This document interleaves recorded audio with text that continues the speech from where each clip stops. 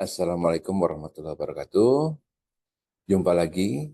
Pada kali ini kita akan melanjutkan unit kompetensi yang kedua dari asesor kompetensi, yaitu melaksanakan asesmen. Pada sebelumnya sudah kita bahas 3 elemen kompetensi. Pada video kali ini kita akan melanjutkan dengan 3 elemen berikutnya, yaitu membuat keputusan asesmen, merekam dan melaporkan keputusan asesmen, dan meninjau proses asesmen.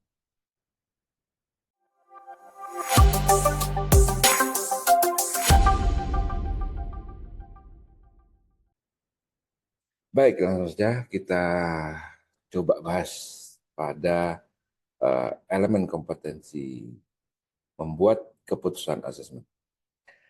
Terdapat 2 jenis penilaian yang biasa digunakan dalam penilaian, yaitu penilaian acuan norma dan penilaian berdasarkan kriteria. Penilaian yang mengacu pada norma pada dasarnya adalah bentuk penilaian kompetitif, ya, di mana asesi diberi peringkat terhadap rekan-rekan mereka untuk aktivitas tertentu. Ya, misalnya pada suatu lomba lari, ya, 100 meter pada suatu katakanlah olimpiade, ya, dengan menampilkan 8 orang, ya, yang akan bersaing, ya, di mana hanya ada satu yang bisa menang pada hari itu. Ya. Demikian juga katakanlah pada ujian perguruan tinggi atau ujian masuk perguruan tinggi, ya, yang menunjukkan sekumpulan siswa lulusan dari SMA atau SLTA, ya, yang semuanya bertujuan sama, ya, untuk mendapatkan nilai, ya, agar bisa masuk, ya, menjadi mahasiswa pada perguruan tinggi tersebut, ya. Sehingga hasil dari atau keberhasilan dari seseorang tadi akan ditentukan dari hasil dari peserta lain, ya. Artinya katakanlah jika perguruan tinggi tersebut hanya mampu menampung 200 orang, maka nilai dengan urutan 1 sampai dengan 200 lah yang berhak untuk diterima di perguruan tinggi tersebut. Nah, sehingga urutan ke 201 dan seterusnya itu gagal. Ya. Badan pemerintah dan lembaga pendidikan menggunakan apa yang disebut kurva distribusi normal, ya, untuk mengalokasikan nilai di keseluruhan skor yang diterima untuk penilaian tertentu, ya, sehingga penilaian tersebut dinamakan atau penilaian yang direferensikan norma atau norm reference assessment. Kemudian asesmen berbasis kriteria, ya, atau criterion based assessment adalah ukuran terhadap tolok ukur atau standar yang ditentukan, di mana asesi dianggap kompeten atau belum kompeten jika, ya, telah terpenuhinya standar atau tolok ukur yang menjadi acuan. Misalnya, jika Anda ingin menilai apakah asesi mampu katakanlah menancapkan paku pada sepotong kayu, ya, mereka akan melakukan tugas atau tidak melakukan tugas tersebut. Hal yang tidak pasti seperti metode yang digunakan, dan waktu, kemudian panjang paku misalnya dan sebagainya, perlu dijelaskan dalam instruksi kepada asesi sehingga mereka mengetahui kriteria yang tepat yang harus mereka penuhi agar dapat menyelesaikan tugas tersebut. Ya, jadi dalam asesmen berbasis kriteria ini harus ada satu penjelasan, ya, kepada peserta asesi tadi terkait dengan bagaimana metode yang harus mereka lakukan. Kemudian berapa waktu yang disediakan untuk menyelesaikan pekerjaan. Ya, jadi harus ada instruksi-instruksi yang jelas, dan dapat dimengerti. Asesor dalam membuat keputusan menggunakan pendekatan asesmen berbasis kompetensi, di mana asesmen tersebut berfokus pada pekerjaan untuk memastikan asesmen sejalan dengan praktek, prosedur, dan kebijakan kerja.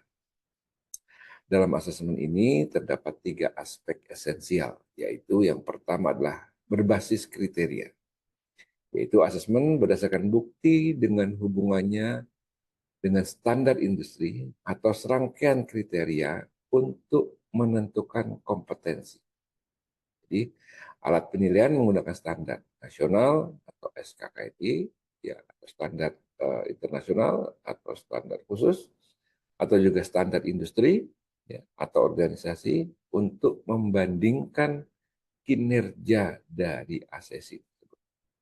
Kemudian juga berbasis bukti, yaitu suatu proses yang membandingkan bukti kompetensi dengan suatu standar. Asesmen harus disertai dengan bukti yang valid, asli, terkini, dan memadai untuk menunjukkan atau menyatakan kompetensi. Kemudian juga bersifat partisipatoris. Artinya dalam pelaksanaan asesmen ini harus ada keterlibatan dari asesi, ya, selama proses asesmen dilaksanakan. Pada kriteria unjuk kerja dari elemen membuat keputusan kompetensi ini disebutkan adanya keterbatasan perolehan dan evaluasi bukti yang berkualitas diidentifikasi dan bila perlu diminta arahan dari orang yang relevan. Dalam asesmen berbasis kompetensi ya, terdapat proses dalam pengumpulan bukti dan juga membuat keputusan tentang apakah seseorang sudah kompeten atau belum kompeten. Nah, apabila asesor menemui kesulitan dalam mengumpulkan bukti, ya karena adanya keterbatasan dalam perolehan bukti asesmen, maka asesor akan memerlukan bantuan dari orang yang relevan yang terlibat dalam proses asesmen. Ya. Orang yang relevan tersebut bisa saja meliputi yang pertama pelanggan, perusahaan atau organisasi. Ya, dari orang-orang tersebut kita akan memperoleh bagaimana kinerja dari asesi. Ya. Kemudian juga ketua tim, ya, atau manajer atau supervisor. Kemudian juga bisa dari personel pengarah, ya. Bisa juga dari tenaga ahli atau teknisi, ya. Bisa juga dari koordinator pelatihan dan asesmen, ya. Bisa juga kita peroleh dari regulator industri, bisa juga dari perwakilan karyawan dan pengusaha, atau bisa juga kita peroleh dari anggota asosiasi profesi. Ya. Jadi asesor dalam mengumpulkan instrumen asesmen yang telah selesai dikerjakan asesi sebagai bukti, kemudian bukti yang telah terkumpul tersebut dievaluasi untuk memastikan bahwa bukti tersebut dapat merefleksikan bukti yang diperlukan dalam memperlihatkan kompetensi mencakup keseluruhan bagian komponen standar kompetensi yang dijadikan acuan pembanding asesmen dan dimensi kompetensi, kemudian memperlihatkan dokumentasi terkait lainnya yang memenuhi aturan. Ya. Dokumen terkait yang dimaksud bisa dapat mencakup yang pertama adalah panduan asesmen, biasanya dari paket training terkait. Kemudian kriteria asesmen modul terakreditasi. Ya. Kemudian bukti yang akan dikumpulkan sebagaimana dikemukakan rencana asesmen. Kemudian definisi dan interpretasi bukti di dalam pengembangan perangkat asesmen. Kemudian kebijakan dan prosedur asesmen. Dan persyaratan kesehatan dan keselamatan kerja atau K3, kemudian terkait dengan hukum, kode etik, standar, atau panduan. Kemudian juga indikator dan level kompetensi sistem pelaporan nasional.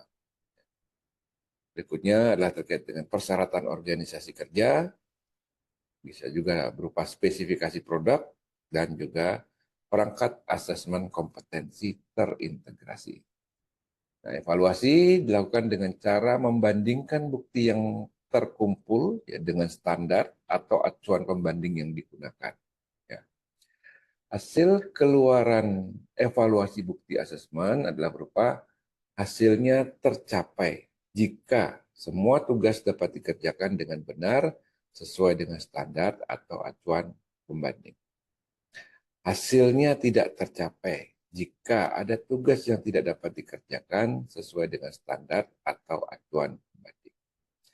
Hasil evaluasi bukti asesmen yang terkumpul tersebut didokumentasikan menggunakan formulir FR-AK02. Ya, asesor harus menggunakan kemampuan profesionalnya untuk memastikan bahwa peserta telah mendemonstrasikan sesuai dengan unit kompetensi yang diakses. Selanjutnya, pertimbangan berdasarkan prinsip asesmen dan aturan bukti untuk memutuskan pencapaian kompetensi yang telah didemonstrasikan asesi berdasarkan bukti yang dikumpulkan.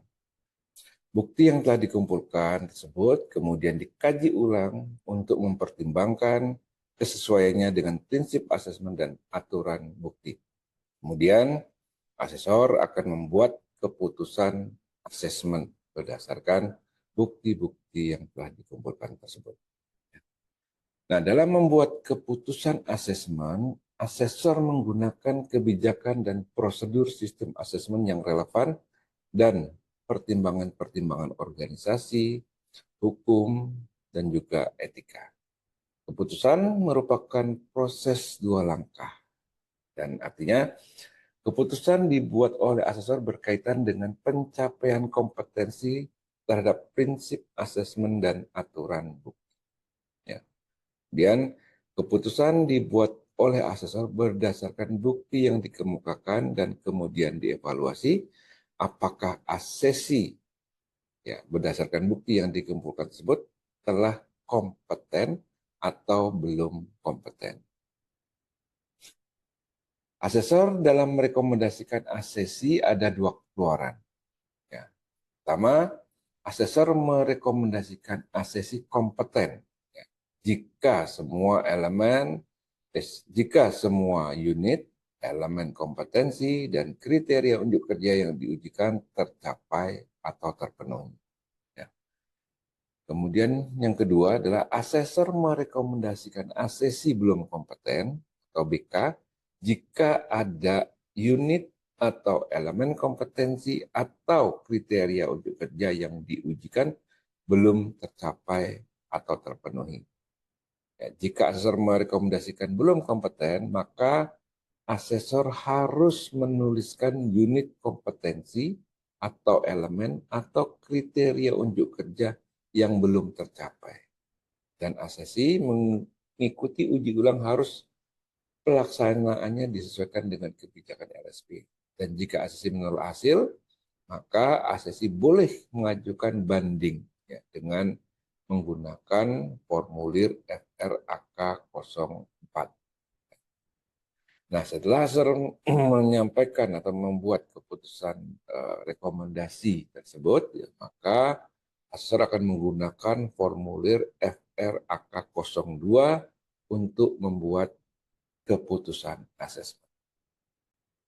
Baik, selanjutnya saya akan menyampaikan terkait bagaimana pertimbangan bukti-bukti dalam pembuatan keputusan, ya, atau integritas keputusan asesmen. Yang pertama tentu bukti harus secara akurat merefleksikan persyaratan unit atau unit-unit kompetensi, ya, kemudian saran pada batasan variabel, persyaratan tempat kerja, seluruh dimensi kompetensi, employability skill, dan persyaratan pada kerangka kualifikasi nasional Indonesia atau KKNI. Dan juga dilaksanakan dengan prinsip asesmen, yaitu valid, reliable, fleksibel, dan fair atau adil. Kemudian perangkat yang digunakan juga telah dilakukan proses validasi. Ya. melalui pertemuan internal asesor, bisa juga dengan menggunakan moderasi partisipasi di forum industri, dan juga pengaturan asesmen dan perekaman yang sesuai. Kemudian juga dilaksanakan dengan prosedur dan keputusan asesmen yang direkam, kaji ulang untuk perbaikan proses asesmen. Dan dalam pengumpulan bukti-bukti ini juga harus mengikuti aturan bukti, yaitu valid, asli atau otentik, terkini, dan memadai. Dan dalam pelaksanaan asesmen berbasis kompetensi ini juga harus merefleksikan persyaratan di tempat kerja. Setelah membuat keputusan asesmen, maka asesor harus dapat mengkomunikasikan keputusan tersebut kepada peserta atau asesi dengan jelas. Hasil asesmen seharusnya selalu dilihat sebagai suatu hal positif, ya, lepas dari apakah asesi, ya, atau peserta tersebut diputuskan kompeten atau belum kompeten, atau memerlukan pembelajaran lanjut, atau peluang praktek lanjutan. Asesor harus memberikan umpan balik yang jelas dan konstruktif, ya, kepada peserta atau asesi tentang keputusan asesmen dan dapat memberikan solusi yang diperlukan untuk mengembangkan suatu rencana tindak lanjut bagi asesi yang diputuskan belum kompeten. Nah, asesi ya harus mengisi umpan balik yaitu dengan menggunakan formulir FRAK03, dan umpan balik dapat mencakup sebagai berikut. Yang pertama, memastikan proses asesmen telah dimengerti. Ya. Kemudian yang kedua, memastikan adanya perhatian asesi. Yang ketiga, memberi kesempatan bertanya dan menjawab. Ya. Kemudian juga menyetujui luaran atau hasil, ya. Kemudian juga mengidentifikasi bukti yang akan dikemukakan selanjutnya, kemudian mendiskusikan rencana aksi, kemudian menyetujui kesenjangan pelatihan yang dibutuhkan, kemudian juga informasi terkait dengan kesempatan proses banding, dan juga menyarankan perbaikan pengumpulan bukti-bukti. Selanjutnya, ya, tentunya terkait dengan rencana tindak lanjut yang atau aksi yang dibutuhkan, ya, jika keputusan hasil asesmen yang ditetapkan oleh asesor menyatakan asesi belum kompeten. Ya. Dalam hal ini dapat mencakup yang pertama, kesenjangan kompetensi atau pelatihan lanjut, ya, bila berkaitan dengan akurasi. Kemudian yang kedua adalah peluang praktek tambahan di bawah supervisi bila berkaitan dengan presisi. Kemudian yang ketiga adalah peluang asesmen tambahan atau peluang pengumpulan bukti tambahan. Kemudian yang keempat adalah fasilitasi individual jika diperlukan. Atau yang kelima adalah pengalihan kepada dukungan spesialis. Dalam menetapkan rencana tindak lanjut, ya, yang dilakukan oleh asesor, ada beberapa pilihan, ya, untuk melaksanakan tindak lanjut tersebut. Yang pertama adalah memperbaiki kesalahan minor dengan segera. Ya, jika asesi tidak melakukan langkah minor atau jawaban minor selama asesmen, ya, maka mungkin bisa memberikan kuis pada elemen atau kriteria unjuk kerja tertentu untuk usaha mendapatkan hasil yang kompeten. Ya. Hal ini harus didokumentasikan pada rekaman asesmen. Ya, dengan demikian, setiap orang menyadari apa dan bagaimana kita atau asesor datang pada keputusan Anda. Kemudian yang kedua adalah menjadwalkan ulang asesmen. Ya, hampir semua keputusan dengan hasil belum kompeten, asesmen untuk dijadwalkan ulang, dan asesi diberikan waktu untuk meningkatkan pada area-area tertentu, ya, yang diperlukan atau yang perlu diberikan umpan balik, ya. Atau bisa juga merupakan rekomendasi untuk pelatihan ulang, ya. Ketika hasilnya tidak sukses, maka Anda mungkin berharap asesi akan langsung mengikuti asesmen. Ya, hal ini harus diorganisasikan dengan atasannya dan melalui lembaga pelatihan yang tertentu. Atau bisa juga mengakhiri asesmen jika pada pertimbangan profesional Anda, asesi tersebut tidak dapat mencapai kompetensi, Anda harus memberikan umpan balik dan berikan pilihan cara untuk mendapatkan kompetensi tersebut.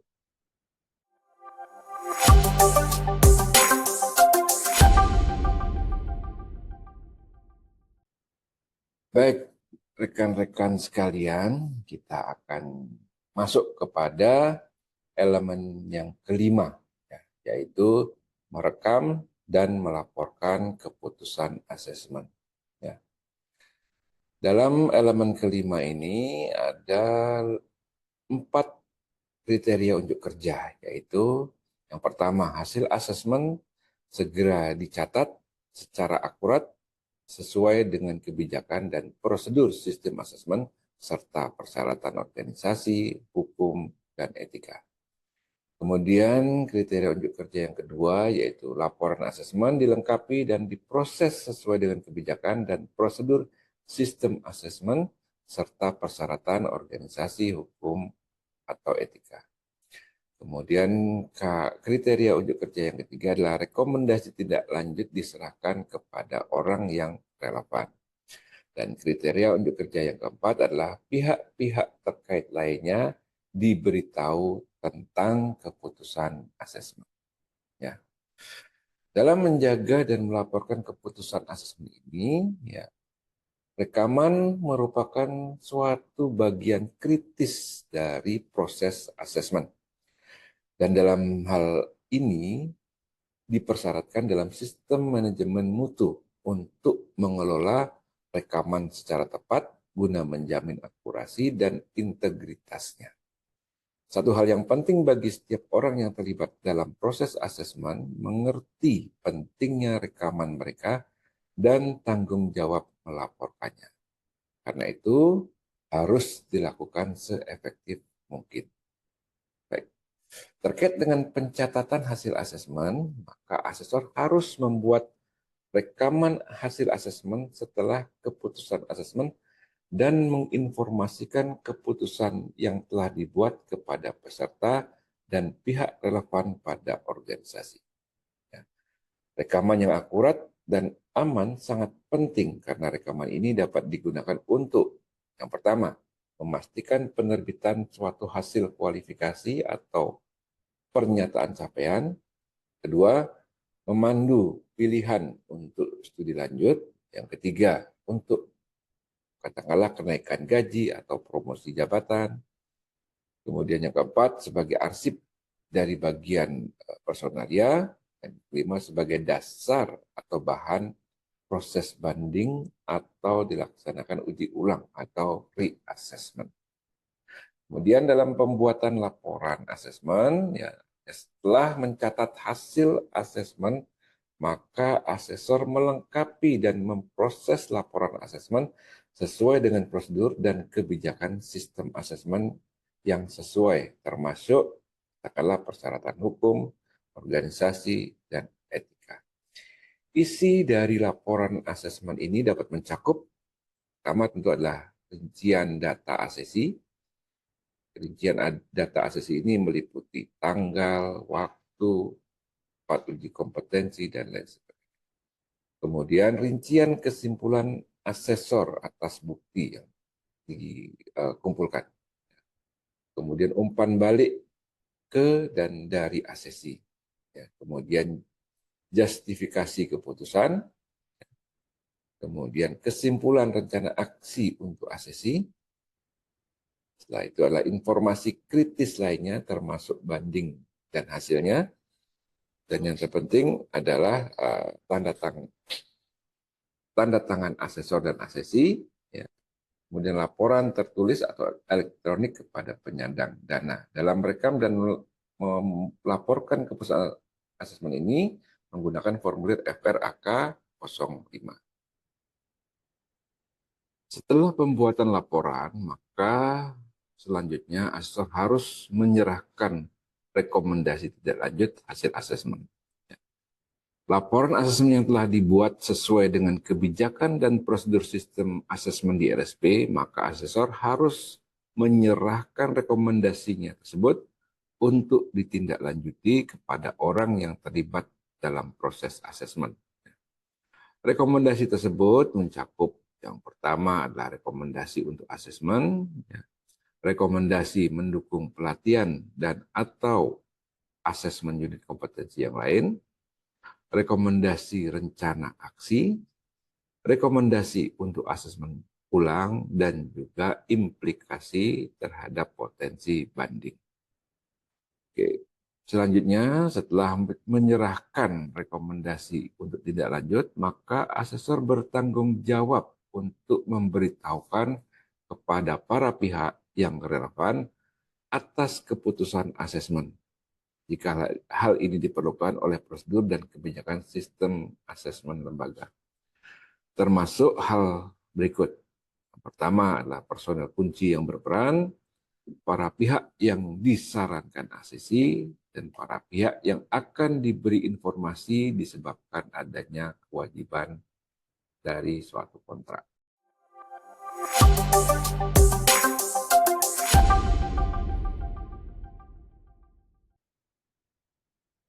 Baiklah, sekarang kita masuk kepada elemen kompetensi yang keenam, yaitu meninjau proses asesmen. Pada elemen ini terdapat 3 kriteria unjuk kerja. Yang pertama adalah proses asesmen ditinjau berdasarkan kriteria yang ada melalui konsultasi dengan orang yang relevan guna perbaikan dan perubahan pelaksanaan asesmen di masa mendatang. Kriteria unjuk kerja yang kedua adalah tinjauan didokumentasikan dan direkam sesuai dengan kebijakan dan prosedur sistem asesmen yang relevan serta persyaratan organisasi, hukum, atau etika. Dan kriteria unjuk kerja yang ketiga adalah keterampilan kematangan berpikir atau refleksi secara mandiri digunakan untuk meninjau dan mengevaluasi praktek asesmen. Oke, kita masuk ke kriteria unjuk kerja yang pertama terkait dengan peninjauan proses asesmen ini. Asesor dalam meninjau proses asesmen berdasarkan kriteria yang ada melalui konsultasi dengan orang yang relevan guna perbaikan dan perubahan pelaksanaan asesmen di masa datang. Kriteria tersebut dapat mencakup yang pertama, mengikuti rencana asesmen. Yang kedua, memenuhi persyaratan organisasi, etika, dan hukum, termasuk K3. Kemudian yang ketiga adalah menyampaikan informasi yang tepat kepada asesi terkait proses asesmen dan penjelasan seluruh langkah dengan menggunakan komunikasi yang efektif dan tentunya keterampilan interpersonal. Yang keempat, mendemonstrasikan penerapan aturan bukti dan prinsip asesmen dalam pengumpulan bukti yang berkualitas. Kemudian yang kelima adalah demonstrasi dukungan dan arahan kepada asesi selama proses asesmen. Kemudian yang keenam, menggunakan metode dan perangkat asesmen. Kemudian yang ketujuh adalah penerapan penyesuaian yang wajar bila diperlukan. 8 adalah penyampaian umpan balik yang jelas dan membangun kepada asesi terkait dengan keputusan asesmen. Dan yang ke-9 adalah peninjauan konsistensi keputusan. Dalam hal konsultasi dengan orang yang relevan diperlukan dalam meninjau proses asesmen ini adalah dapat mencakup yang pertama adalah dengan asesor dan koordinator pelatihan dengan tetap bersikap wajar. Ya. Kemudian yang kedua adalah diskusi dengan klien atau ketua tim atau dengan manajer atau dengan koordinator asesmen atau dengan supervisor dan mentor. Bisa juga konsultasi dengan tenaga ahli ya, atau teknis ya, dan juga bisa konsultasi dengan tenaga ahli yang terkait dengan bahasa, literasi, atau numerasi. Nah, hasil dari proses asesmen sebagai bukti tersebut ya didokumentasikan melalui formulir FR AK 04. Nah, terkait dengan keterampilan ya kematangan berpikir atau refleksi ini, maka asesor setelah melakukan peninjauan proses asesmen dengan konsultasi para pihak, maka asesor secara mandiri dapat meninjau dan mengevaluasi praktek asesmen dengan mengembangkan apa yang disebut dengan praktek refleksi. Ya, ini terkait dengan keterampilan kematangan cara berpikir secara mandiri. Refleksi diri adalah proses perenungan dan analisis terhadap diri sendiri tentang segala kebiasaan, pikiran, perasaan, dan keputusan yang telah dilaksanakan selama menjalani kehidupan sehari-hari. Dengan ini, Anda belajar untuk lebih memahami diri dan mengetahui segala kelebihan dan kekurangan yang ada pada diri kita sendiri. Adapun manfaat dari praktek refleksi, isu, dan tantangan yang muncul dalam lingkungan asesmen. Caranya adalah asesor secara mandiri menyisihkan waktu sejenak, ya, dan ini dilakukan secara teratur, merefleksikan diri Anda atau diri sendiri, dan mengembangkan strategi untuk memperbaiki kinerja Anda atau diri sendiri. Asesor dalam merefleksikan praktek asesmen dapat dilakukan dengan cara pertama, menanyakan secara kritis kinerja Anda sendiri. Bisa juga dengan melakukan diskusi dengan para asesor lainnya dan para koordinator asesmen. Atau dengan mencari umpan balik dari peserta atas asesmen Anda, atau bisa juga mencari umpan balik dari rekan kerja atas asesmen yang telah Anda lakukan.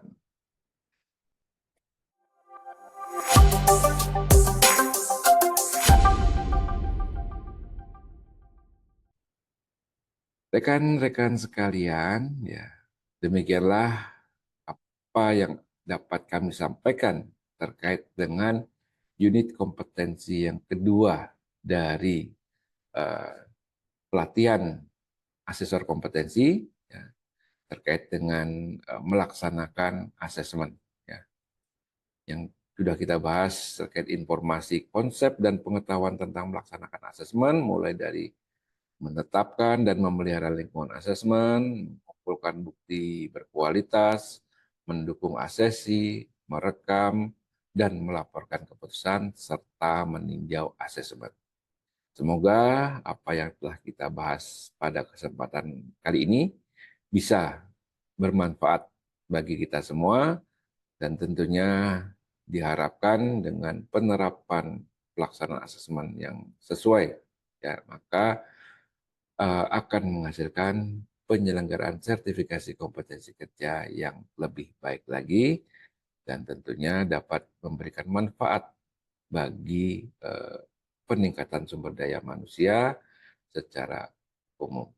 Demikian, wassalamualaikum warahmatullahi wabarakatuh.